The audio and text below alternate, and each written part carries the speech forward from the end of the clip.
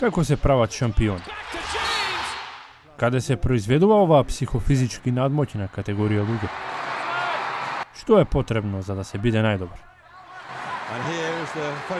Конкретен одговор на овие често поставувани спортски прашања веројатно нема. Но многу нешта ќе ви бидат појасни ако на минус 10 поминете еден попладневен тренинг со Матеја Ефремовска.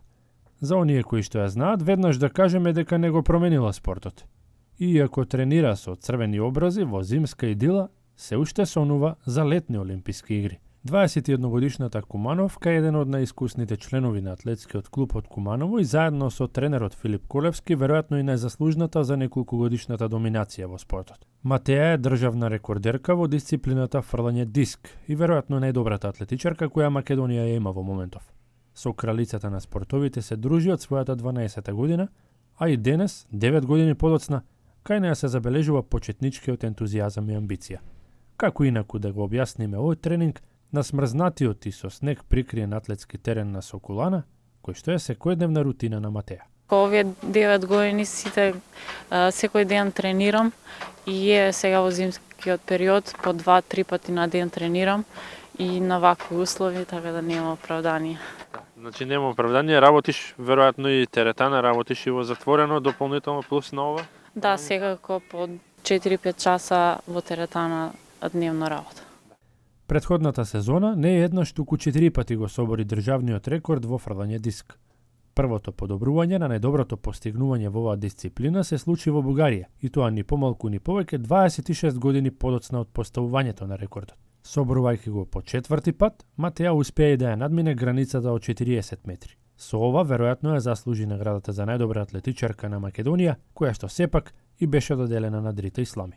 Мене ништо не може ме разочара, сепак јас ова го работам затоа што го сакам и дополнителна мотивација ме да се покажам уште повеќе во подобро светло, да постигнем уште поголеми резултати во 2017 година и според ова сега како напредувам во тренинзите, очекувам доста голем напредок.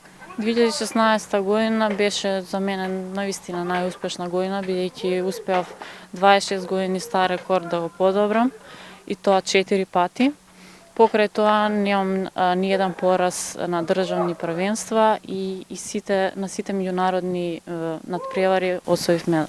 Мотивацијата ја пронајам самата себе. Едноставно сакам да ги инспирирам децата да веруваат дека можат да постигнат многу повеќе и како мене дека не може ништо не е невозможно.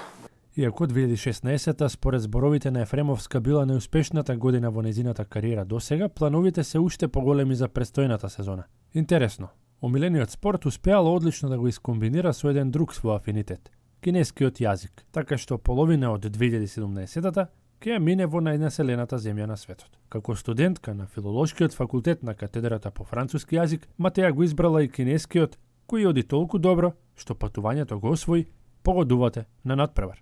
Наградата ја добив бидејќи победив на државно првенство по кинески јазик и таму ќе одам на студии половина година, така да можам да бирам во кој сакам град и во која област што да учам. Веројатно ќе го поврзеш некако со атлетиката тогаш и за да секако, можеш да работиш на тоа порт.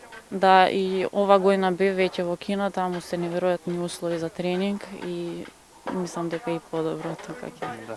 Ова година е полна со надпревари, Европски куп, Европско првенство до 23 години, Балканско првенство, различни меѓународни надпревари. Па секако дека моите цели се што повеќе да постигнам. Се надевам на некоја норма да остварам и да ја представам Македонија во најдобро се.